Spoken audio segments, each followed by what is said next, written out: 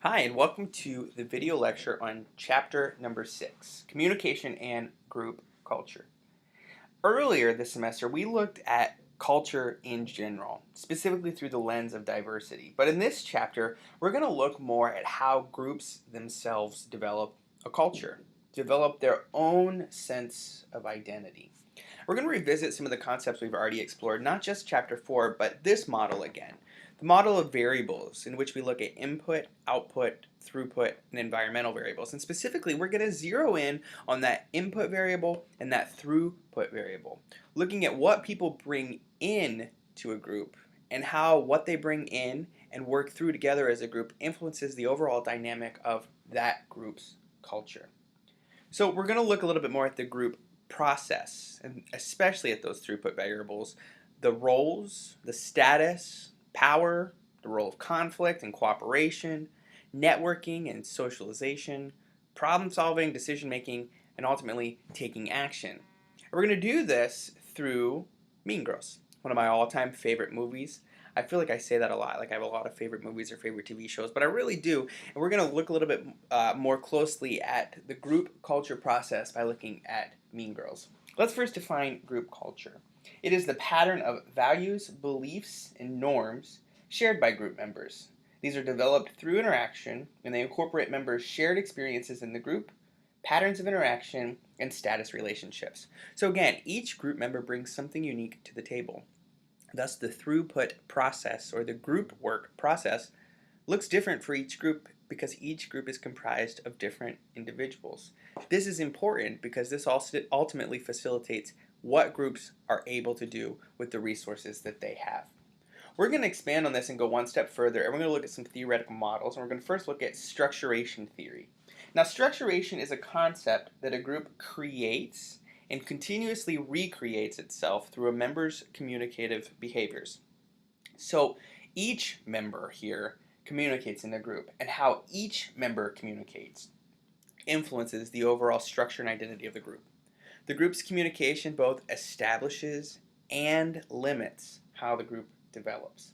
And this can really transpire in many different ways, but every piece of communication that we engage in a small group changes the dynamic of that group.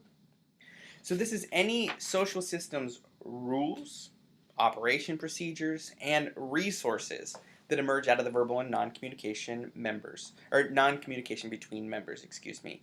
So any of those said or unsaid rules or norms, how we operate and accomplish tasks, and the resources that we have or resources that emerge, those all relate to the communicative processes that unfold within a group. Now, there are two key terms that we need to further define related to structuration theory. Those are rules and resources. Rules are simply guidelines for how actions are supposed to be done. And resources are those aspects of a group that are used by members to control the behavior of others. In terms of Mean Girls, we know that there are actually a host of rules at play in the film. So among plastics, you know that the ever popular line, "On Wednesdays, we wear pink." It's a type of rule. It's something that's meant to condition the behaviors of others. Gretchen Wieners also says, irregardless, which by the way is not a word, ex-boyfriends are just off limits to friends. I mean, that's just like the rules of feminism. Again, those are guidelines for how actions are to be done. On Wednesdays, you only wear pink. And you don't steal other people's boyfriends. Resources are closely related to rules. They're used to enforce those rules. Again, defining it, resources are those aspects of a group that are used by members to control the behavior of other members.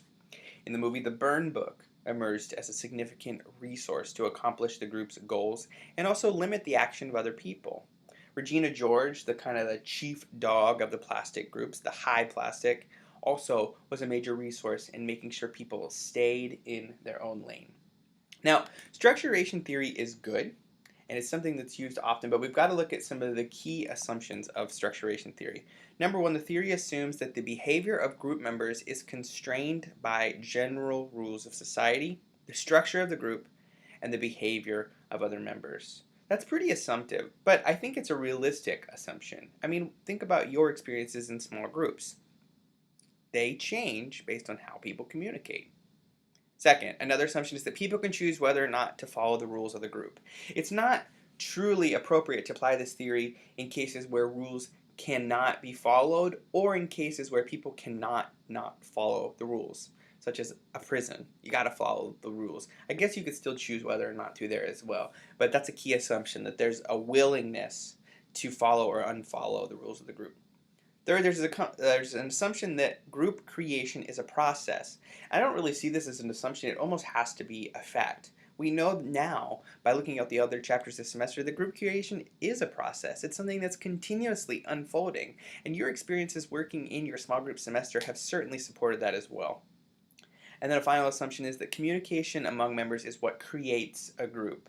As a communication scholar, I'm going to argue pretty heavily that that's accurate. However, psychologists may disagree, although I think many of them are on the same page. Sociologists may disagree. People from a business background may disagree. These are just some key assumptions.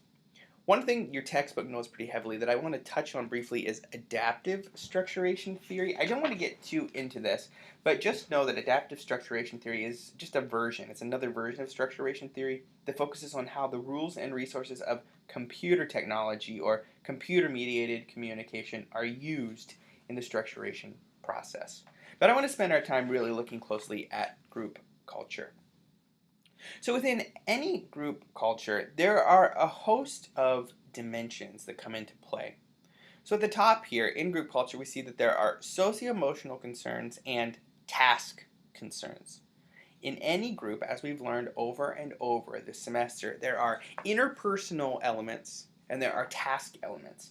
Yes, groups are put together to accomplish a task, but small groups are interpersonal. Their very nature is communicative. Therefore, we have to also put at the forefront socio-emotional concerns. But out of these two different types of concerns, there come two different types of tension. Sometimes they compete with each other, and we see these as primary tension and secondary tension. Let's first define them. Primary tension is tension or discomfort in members that stems from interpersonal sources. So it could be social unease when members of a new group first meet, or it could be an imbalance of power. This is where offense, anger, hurt feelings, and all those other interpersonal elements really fall under. That is known as primary tension. And when we think about the most destructive types of tension in a group, that's often one of them, because that's what tears a group apart. Second is secondary tension. And this is work-related tension. It's found in the differences of opinion among members as they seek to accomplish their task. Now, sometimes secondary tension can lead to good outcomes because it puts the task at the forefront. So it allows us to really put out what we feel needs to be accomplished in order to accomplish the task at hand. It can be destructive. However, because the function is primarily task-related, it can also be beneficial. It can help us avoid groupthink. Primary tension is one we definitely want to stay away from. Because it's so interpersonal at its core, it can be hurtful and can really damage the interpersonal structure of the group, which, as we learned, can ultimately damage the final outcome. Now, there are a host of subcategories that influence these types of tension. We're going to blitz through those right now. The first, is status. And status really refers to the position of a member in any specific group in the hierarchy of power, influence, and prestige. In Mean Girls, Regina George, the one in the center here, she is the top dog. She's in the position of power. But really, all of the plastics are in a position of power. They all have status. That's what really made the plastics, their status. So we break this down at a further level. There are three different types of status or credit that the textbook looks at more clearly. The first is idiosyncrasy credit, and that's additional leeway in adhering to group norms given to a member for valuable contributions to the group. So this is somebody who may not fit the overall structure of a small group, but the group allows a certain latitude or leeway for them in kind of being patient until they get on the same page. Lindsay Lohan's character in Mean Girls demonstrates this quite well. The plastics invited her because they saw something in her. She didn't have the wardrobe, she didn't have the makeup routine, she didn't have what they really wanted, but they saw something in her. So they gave her a certain degree of latitude over a few months to get kind of caught up, so to speak, to where they are. Idiosyncrasy credit can actually be very beneficial. If you invite a new member into the group, obviously they don't have the same norms that you do. So giving them a certain level of leeway to get caught up to the group can be good if you see value in them. Next is ascribed status, and this is status due to characteristics external to the group, such as wealth, level of education, position, physical attractiveness, and so forth. And we see a lot of ascribed status in Mean Girls. We unfortunately see a lot of ascribed status being promoted in normal day-to-day groups. People are often well regarded if they're rich, well educated, look nice, dress nice. But know that that's only one very small piece of the puzzle. It's really what's inside people that counts. And that sounds so touchy-feely, but it's so true. Some of the best contributions of group members come from people who don't look like they want to or should be a part of any specific group. And then there's earned status. This is status earned by a member's valued contributions to the group, such as working hard for the group, providing needed expertise, being especially communicatively competent, and so forth. Again, Lindsay Lohan's character would demonstrate some earned status in Mean Girls. As the several months unfolded throughout the movie, she eventually earned the trust of the Mean Girls because she was carrying out their bidding. So, in terms then of how people come to understand their role in this status hierarchy, we turn to the idea of fantasies. We define a fantasy as a statement not pertaining to the here and now of the group that offers a creative and meaningful interpretation of events and meets a group's psychological or rhetorical needs. A fantasy is simply a way for the group to create shared meaning about their overall intended purpose. And throughout Mean Girls, we see a lot of types of conversations that relate to fantasies, where the group talks themselves into believing that they're doing a great job, that they're enhancing the profile of their high school, that they're carrying out a greater good. Fantasies can be especially effective in groups because they help the group get on the same page if they get lost. They help a group find an identity or find a purpose in the midst of hard times.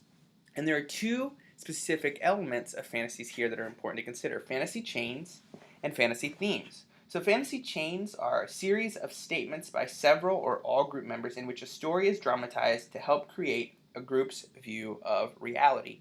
If you've seen Mean Girls, you know that this happens in terms of Janice Ian. The group, the Plastics, talk about Janice Ian, her being a big lesbo at some sleepover.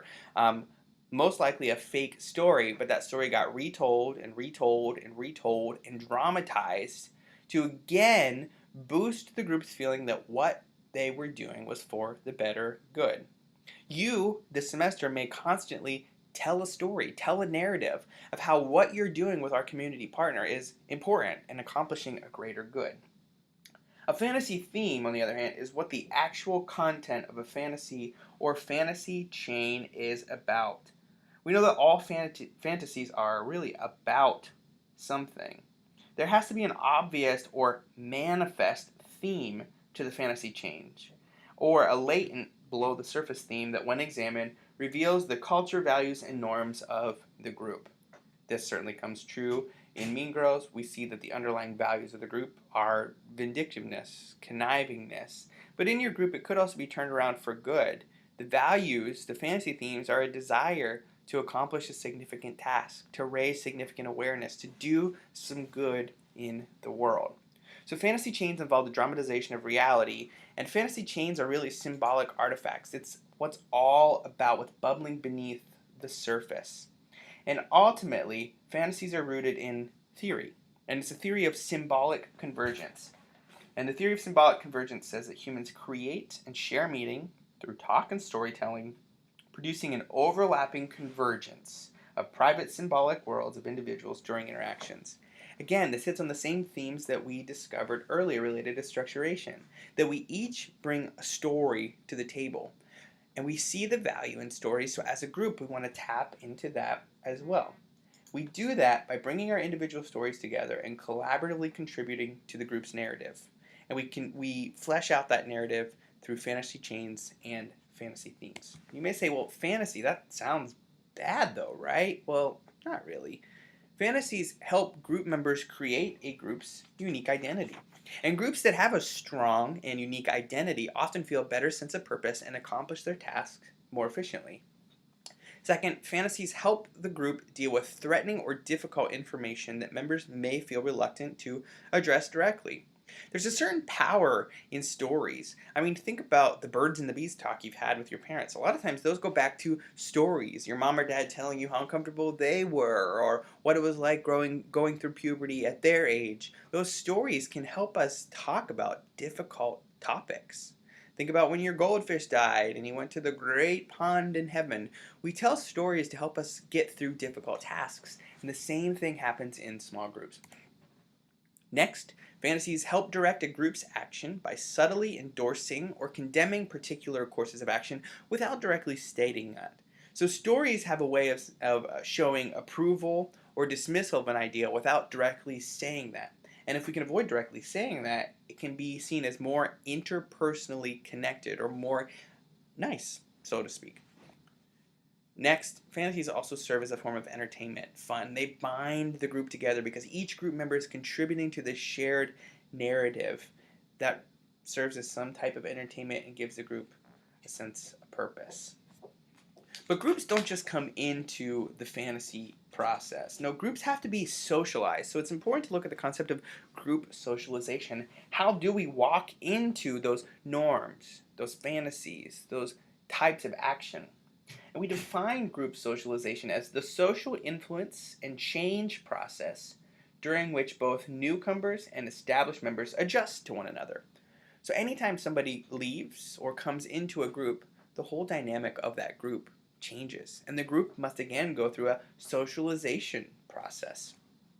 In terms of socialization, adapting and adjusting happens when new members join a group.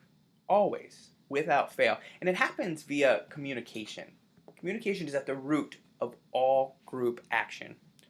Effective socialization requires a balance between individual member and group goals and satisfaction. So again, individuals bring their own goals to the table. And those goals collaborate with the goals of other people, and that's what creates the overall socialization process, making sure everybody gets on the same page in the group's goals. Next, socialization is an ongoing process involving not only the new member, but also the rest of the group. Just because you've been a part of a group for a long time, that doesn't mean you don't have to socialize again and again and again and again and again. No, every time somebody comes or leaves the group, the dynamic changes and you have to go through that process again. And there are several different phases that we use to better understand this process. First is the antecedent phase. This is prior to group socialization. It's the phase in which group members' individual characteristics affect their readiness and willingness to socialize members effectively. So in the antecedent phase, group inputs, including individual characteristics, all work together to affect a group's throughput and output variables. So everybody brings their own attitudes, motivations, those types of things to a group. That's the antecedent phase. After that, there's the anticipatory phase. During group socialization, the phase in which members' expectations of each other and the group set the stage for what will occur during socialization. This is when people first meet each other. It's laying the groundwork for what they anticipate will happen over the course of the group's life. Next is the encounter phase, during which the group socialization process involves phasing in a member in which member expectations meet the realities and members begin to adjust to each other in actuality. So this is where it actually happens. People come together and they're feeling out the process of what it's like to be in that group, to understand what part of that group's identity they individually play. Then there's the assimilation phase. During group socialization, it's the phase in which members are fully integrated in the group and its structures. So you've made it through the preparation process, you've made it through what is really the socialization process, and now you're just feeling it out, walking it out. It's just a normal day to day. Then there's the exit phase.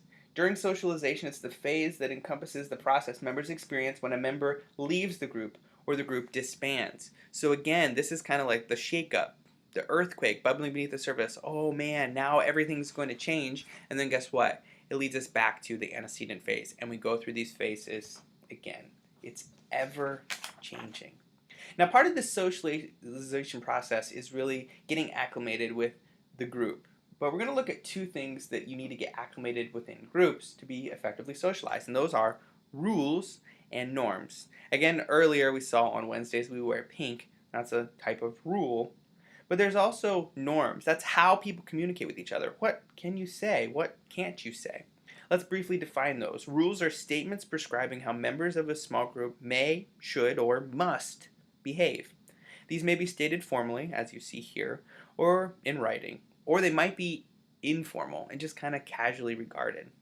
On the flip side, a norm is an unstated, informal rule enforced by peer pressure that governs the behavior of members of a small group. So Regina saying, "Boo, you whore," that's not language we would typically use in a validating way to our friends, but it was a norm of the group. Things had just kind of happened. And it was a norm and kind of a rule that they wear pink on Wednesdays. And when that norm was violated by Regina George because she gained weight from eating too many Caltine bars, you saw that the group really exerted some peer pressure on her. They made her feel pretty terrible about it. This is a little bit of a ridiculous example, but you can see how some of this big theoretical stuff applies in the movies and television shows we watch, and certainly in the small groups that we are a part of. So if a norm is problematic and you need to change it, what do you do? Well, let's talk about that. First and foremost, you must establish yourself as a loyal member of the group. Show that you've been loyal, you've been a part of that group's process, you've been a part of that group's identity, and you're a valuable member of that group. Then, carefully observe the dysfunctional norm and the effect it has. Before you say anything, step back and just think about it. Are you sure? Do you have the right interpretation? Are you understanding it effectively? Then, pick an appropriate time and share your observations calmly and clearly. Ask if anyone else agrees with you, if anybody else sees the problem. Then enlist others in changing that norm. This process will likely happen to you in your communication encounters this semester. You're likely going to have to address some type of group conflict. You're going to have to address some type of norm that may or may not work. Follow these steps to ensure that you're able to effectively change that norm in a way that accomplishes both the interpersonal and task functions of the group in the process. All of this is related to group climate, and the textbook rounds out by talking about cohesiveness. The whole goal of small groups is to accomplish a task, but you can't do that unless you're on the same page, unless you're cohesive. Cohesiveness refers to the degree of attraction members feel for the group. Unity. You're in a bit of an ad hoc group, so it may be hard to foster a love for other members in your group or a love for the group process. But try, because that directly influences your final output. Get to know each other. Set clear and achievable goals. Treat each other with care and respect. Develop a group identity. Always stress teamwork. Even if you want to be the leader or somebody else wants to be the leader, stress that you're all part of a team. Recognize all member accomplishments. If somebody in your group does something good, recognize that. Reward and celebrate group accomplishments. Don't see it as an individual task. Celebrate the group. Support both agreement and disagreement, knowing that disagreement can actually help you accomplish your task. It can help you avoid groupthink. And ultimately have fun. In this semester, don't just focus on the task. Take time to develop the group as a whole. Spend time together. Have fun. Laugh. Create that cohesiveness on an interpersonal level. In the group climate itself, also think carefully about supportiveness. You saw this in the slide back here, that supportiveness is kind of woven throughout as a theme. Think carefully about the types of communication you're putting forward in group encounters. Make sure it's not defensive. And so this little graphic, you can also find it in the textbook on page 171. But it looks at the difference between defensive communication and supportive communication. I'm not going to get into this in too much depth here, but I invite you to check out that graphic knowing that it will likely pop up again in the future. Ultimately, the whole goal of this chapter is to talk about building your team. Because if you can build your team, you can build your dream. But building your team doesn't happen by just focusing on the task alone. No. Building your team happens when you actually intentionally focus on the interpersonal needs of a group. So when you build your team, define the purpose of a team building activity. And I encourage you to engage in a team building activity in class this semester. That means do something as a group outside of the task that sets before you. Define it. Say, hey, we're all going to go bowling to help us get on the same page and to like each other. Take the group out of its usual setting. Make sure you plan and have clear objectives. Help the group members appreciate the strength of their own diversity in the process, and stay tuned to the importance of blending work and play. Whether or not you choose to do this semester is up to you, although I highly encourage it. But in the future, as you go out into your professional world, think very carefully about the value of getting outside of your comfort zone in your normal working environment with the people you work closely with, and focus on just building the interpersonal team qualities of that group. It can definitely set you apart. That's why we have retreats in the professional world. That's why we have, getaways and little events and fun events, because taking us outside of that normal environment can help us be more cohesive in the process. There's a lot of information in Chapter 6, but I promise it is one of the most important chapters of this textbook. Understand and know it well. Complete the study guide and submit it very, very quickly. Make sure it's in by the deadline. As always, let me know if you have any questions. And as always, thank you for tuning in to watch. I look forward to seeing you soon and applying some of these concepts directly in class.